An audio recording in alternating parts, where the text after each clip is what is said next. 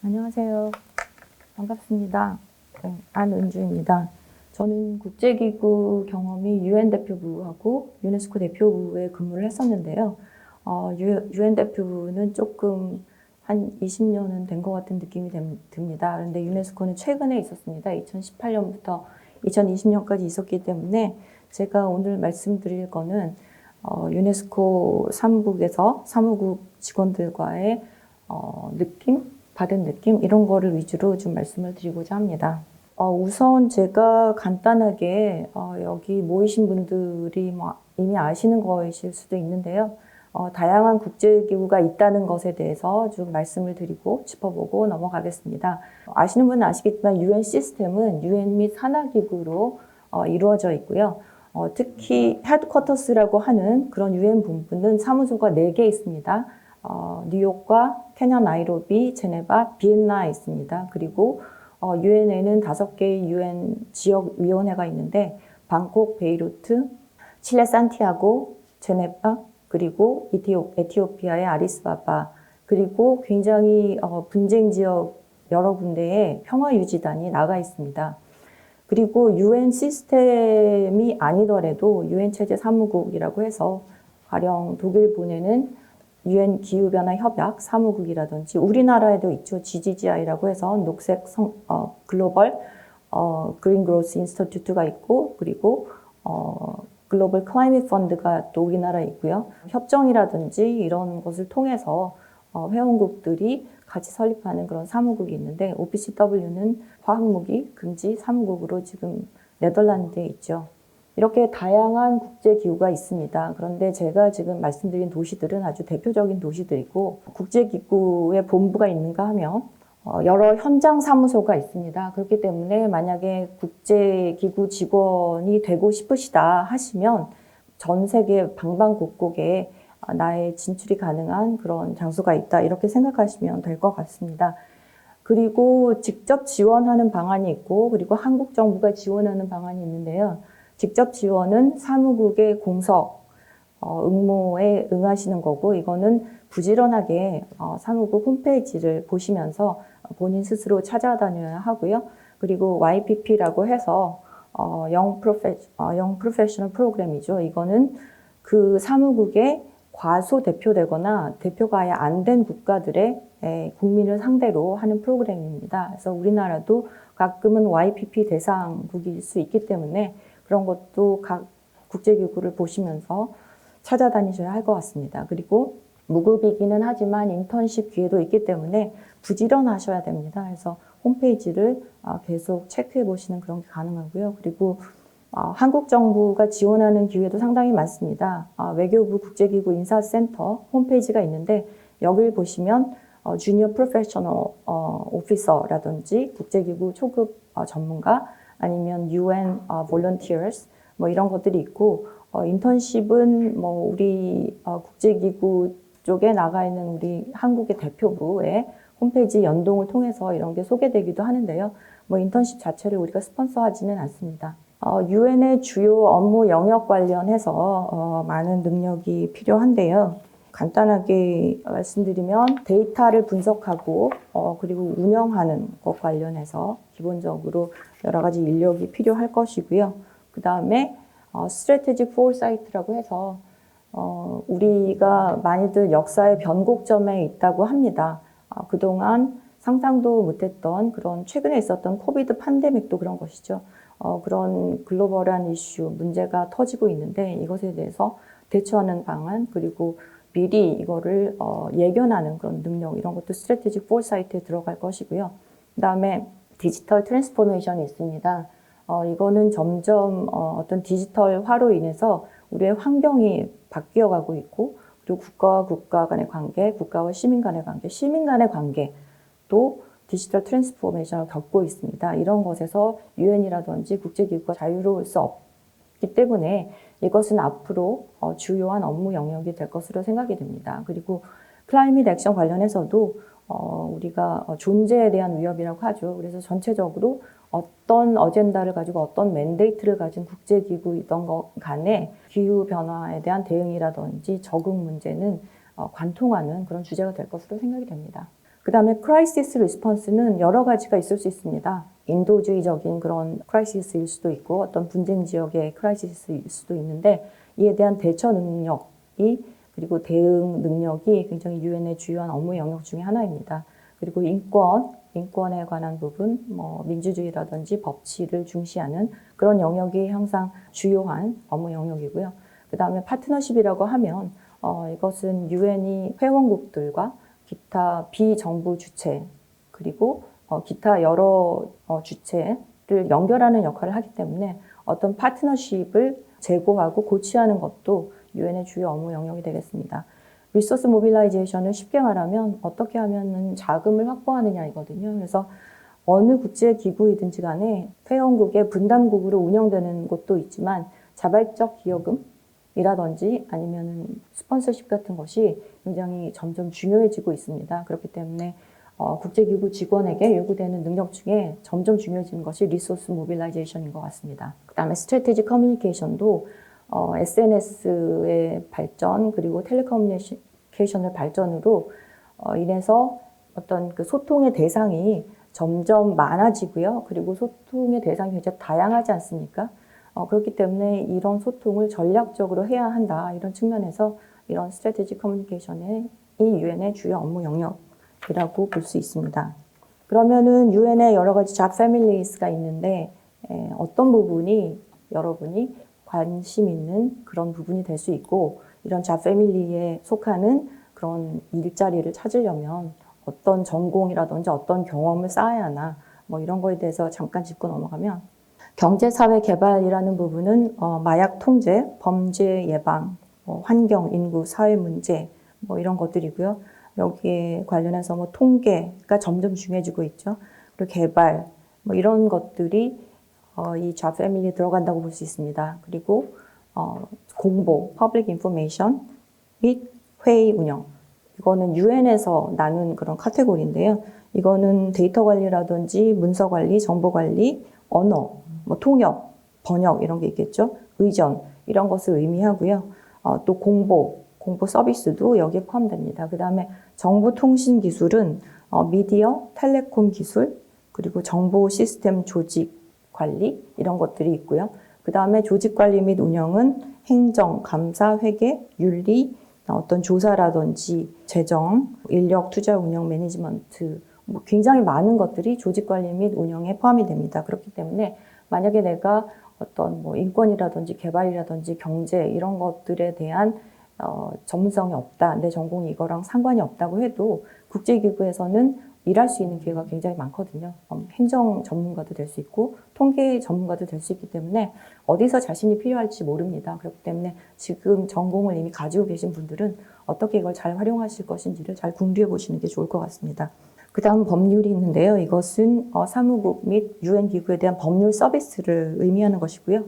국제기구의 법률국은 굉장히 기본적이면서도 굉장히 중요한 일을 합니다. 모든 것이 국제법에 따라서 국제법 문서에 따라서 운영이 된다는 합의하에 이런 회원국들이 국제기구에 가입한 것이기 때문에 법률 서비스도 굉장히 중요하고 그 다음이 정무, 평화 및 인도적 분야인데 이것은 예를 들면 선거, 인권, 인도적 사업, 기타 여러 가지 정무 분야, 법치 이런데 여기에 해당하는 전공이라고 하면 정치학도 될 수 있고 사회학, 국제관계학, 경제, 경영 많은 것들이 여기에 포함될 것 같습니다. 그다음 로지스틱스, 운송, 조달, 공급 이런 거는 엔지니어링이라든지 조달의 전문가라든지 시설 관리 이런 측면도 당연히 포함이 되는 거고 보안 안전은 군 경력이나 경찰 경력이 있는 분들한테 어플라이 할 만한 곳이겠죠. 그다음에 과학 부분은 의사라든지 어떤 자연과학, 생명과학, 심리학 이런 것들이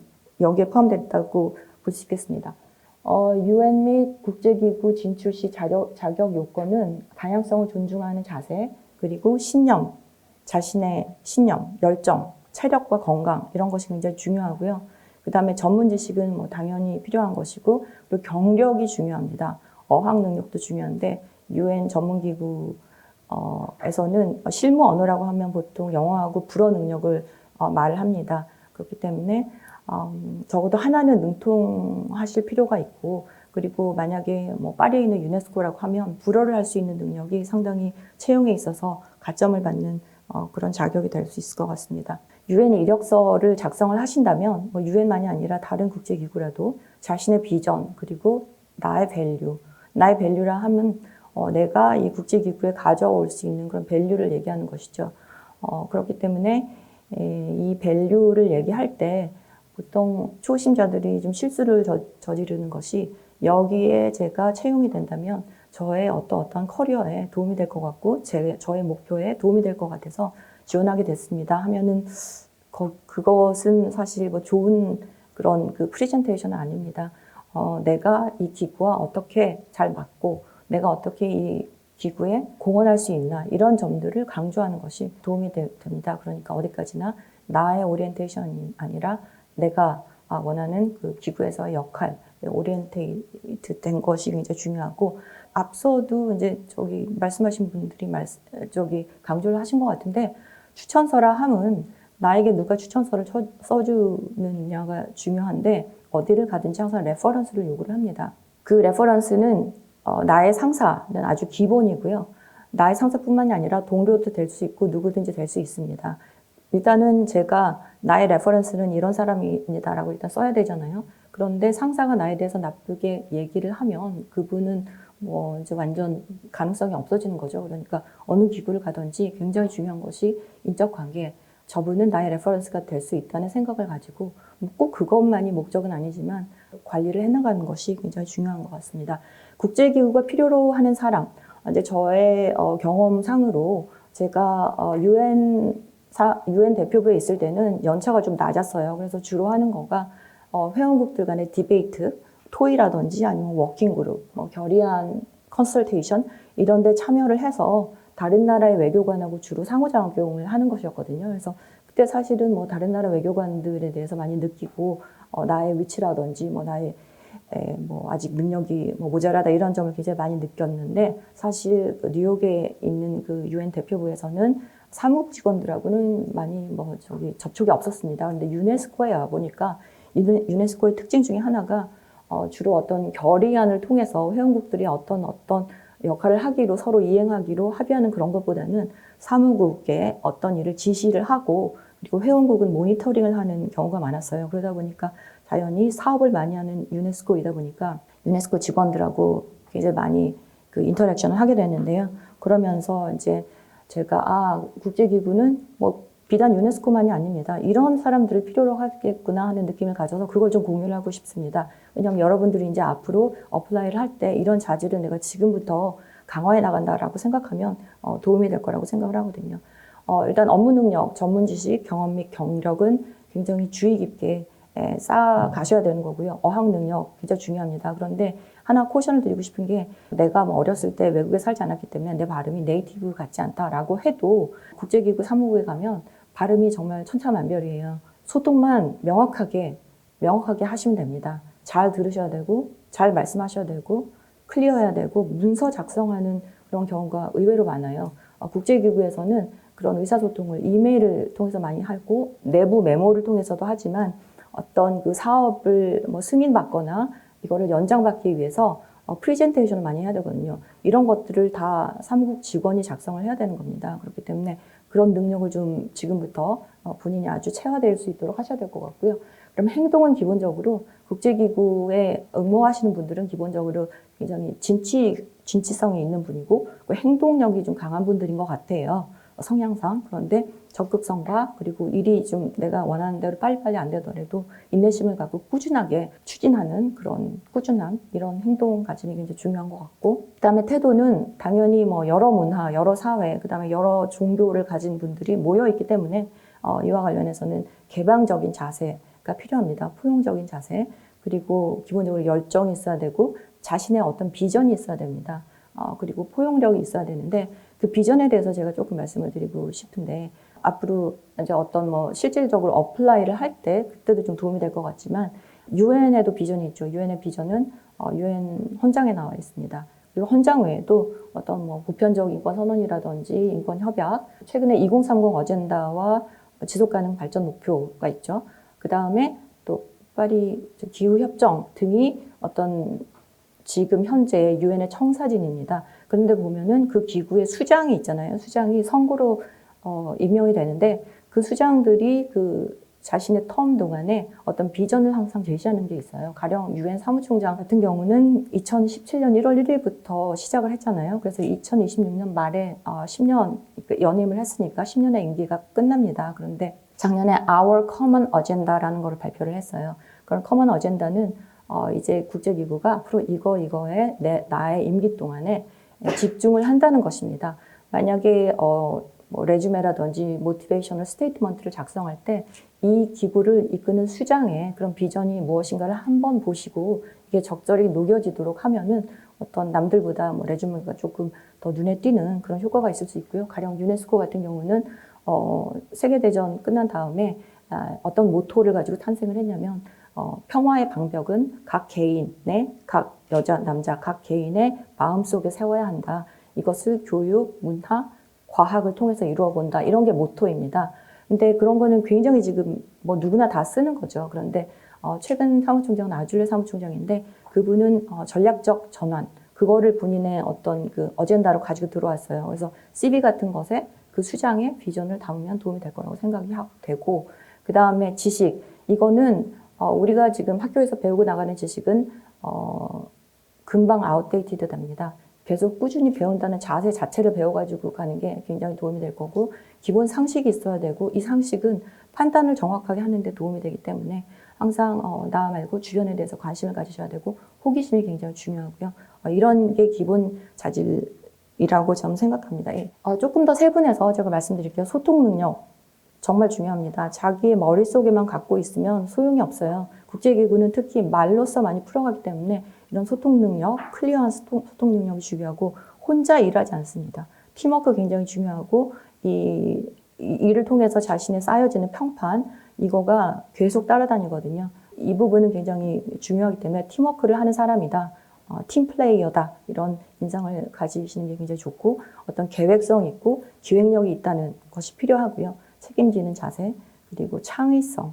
우리가 지금 대두하는 여러 가지 문제가 있지 않습니까? 지금 뭐 디지털 혁명도 그렇고, 뭐 팬데믹도 지금 저희가 아직도 겪고 있고, 그리고 최근까지 세계화라는 얘기를 많이 들으셨는데 요새 조금 덜 들으실 거예요. 그래서 이런 부분에 있어서도 어떤 식으로 국제기구가 앞으로 행동을 해 나가야 되나, 어떤 담론을 채택해야 하느냐, 이와 관련해서 내부 토론도 굉장히 많습니다. 이럴 때 개개인의 창의성 있는 그런 공헌이 굉장히 평가가 될 것이고요. 고객 지향, 고객이라 함은 모든 사람이 고객이라고 생각하시면 됩니다. 근데 기본적으로 가장 큰 고객은 회원국입니다. 그렇기 때문에 그런 고객에 서비스한다는 그런 자세가 굉장히 중요하고, 잘 들어주고, 거의 뭐 국제기구 직원이 외교관이라고 생각하시면 됩니다. 그 이유는 국제기구 직원에 대해서 저는 지금 본부에 있는 사무국 직원을 좀 스페시픽하게 말씀을 드리는데, 여러 뭐 이해를 가진 분들이 와서 어떤 요청을 할 때 편을 들지 않으면서도 바람직한 방향으로 끌고 나가는 그런 능력, 뭐 이런 것이 있어야 되고, 끊임없는 학습, 제가 말씀드렸고, 비전이 있으셔야 되고, 리더십은 뭐 P1부터 시작하더라도 계속 리더십을 보이는 분들이 빨리 조금 더 부각되고 더 어떤 에이전시가 생길 그런 가능성이 높은 것 같습니다. 신뢰 구축, 그거 중요하고, 판단 및 결정 능력도 중요합니다. 여기가 지금 유네스코 총회장인데 제가 유네스코에 근무했기 때문에 가져왔고, 평판 네트워크의 중요성을 다시 한번 말씀드리고 싶고요. 팀워크, 그리고 이 사람은 믿을 수 있는 사람이다. 그리고 이 사람은 인테그리티가 있는 사람이다. 그런 게 좋고, 그 다음에 그 자신의 직급에 맞는 중요한 그런 능력을 계속 신장시켜 나가셔야 되고, 발표 능력, 이거는 어딜 가서나 발표를 많이 하시게 될 겁니다. 의외로. 그거 중요하고요. 그리고 항상 지금부터 레주메를 준비하실 때, 레주메는 뭐 평생 쓰셔야 될 수도 있잖아요. 제가 조금 이따 말씀드리겠지만, 어떤 자신이 어떤 도전을 맞닥뜨렸을 때 이것을 부딪힌다, 이겨낸다라고 생각하고, 거기서 경험을 창출하시고, 그리고 경험에서 얻은 교훈을 잊지 마시고 기억하세요. 그리고 CV나 이런 데도 계속 쓰시고, 메모의 중요성이 지금 뭐 내가 아무리 큰 사건이라도 시간이 지나면 잊어버리거든요. 그러니까 메모하고 일기하고 하면서 이거를 나중에 충분히 자신이 쓸 수 있도록. 이거는 정글짐이 있고 사다리가 있죠. 옛날에는 어떤 한 기구에서 계속 하나하나 단계를 밟아서 올라갔습니다. 그런데 요새는 한 기구에만 평생 남아있는다기보다는 정글짐처럼 옆으로 갔다가 거기서 승진했다가 또 다시 옆으로 갔다가 이런 식으로 정글짐과 같은 구조를 통해서 승진하는 경우가 되게 많습니다. 결국 여러분은 이런 그 정글짐을 통해서 헤쳐나가는 그런 모습이 더 두드러질 텐데요. 만약에 국제기구에 도전하신다면 제가 인상적이었던 제 시간이 별로 없어서 그런 사무국 직원들에 대해서 조금만 말씀드리고 제 얘기는 아닌데 카리스마라는 거는 강함이죠. 어떤 사람이 강하다는 거는 실력이 있고 능력이 있다는 것입니다. 그런데 이 사람이 좋은 인상을 주려면 차가워서는 좀 힘들어요. 따뜻해야 됩니다. 실력이 있고 카리스마가 있으면서 따뜻한 사람, 이런 사람이 제일 평가를 받고 그 다음에 팔로우 스루라고 하는데 어떤 일을 시작만 하고 중간에 놔버리는 것은 좋은 평가를 받기 어렵습니다. 뭐든지 한번 시작을 했다 하면 계속 팔로우하고 계속 팔로우 스루하고 이메일로 계속 체크하고 하는 사람이 있었습니다. 굉장히 저는 좋게 생각했고요. 그리고 이제 악마는 디테일에 있다라는 말과 비슷합니다. 어떤 디테일을 중시하는 그런 접근이 항상 굉장히 중요하니까 이런 습관을 쌓으시기 바랍니다. 그리고 스태미나, 어떤 회의를 하다 보면 자정 넘겨서까지 남아서 싸우는 경우가 많거든요. 그럴 때 어떤 싸움하는 그 회원국들을 빼놓고 다른 국가 외교관들은 집에 갈 수 있습니다. 그런데 그 사무국 직원은 끝까지 남아야 합니다. 이를 위해서는 체력, 강인한 체력, 그리고 스태미나가 필요하고 정신력도 필요합니다.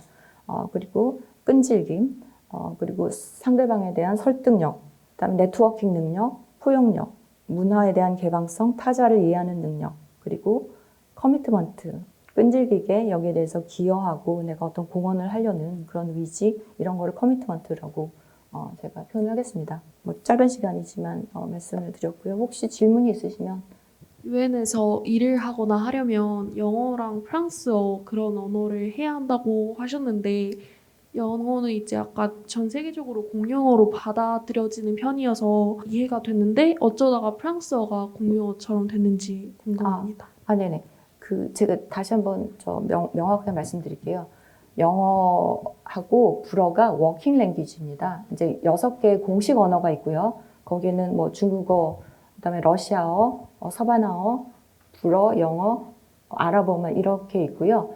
실무 언어가 영어하고 불어인데 이제 불어를 하면은 이제 가점이 된다라고 하는 경우는 만약에 프랑스어를 사용하는 지역에서 근무하는 경우에 그렇고요. 만약에 뉴욕에서 근무하신다면 불어를 꼭 하실 필요가 없습니다. 그런데 만약에 뭐 내가 영어보다 불어 잘한다 하면은 불어를 조금 미시는 게 도움이 될 것 같습니다. 유익한 강연을 해주신 안은주 부대변인님께 다시 한번 큰 박수를 해주시기 바랍니다.